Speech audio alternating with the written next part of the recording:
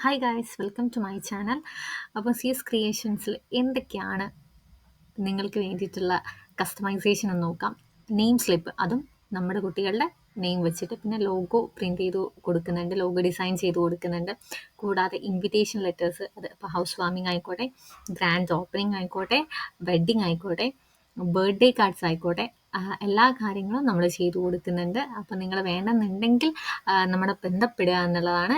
ലാസ്റ്റിലേക്ക് ഞാൻ നമ്പർ കൊടുത്തേക്കാം.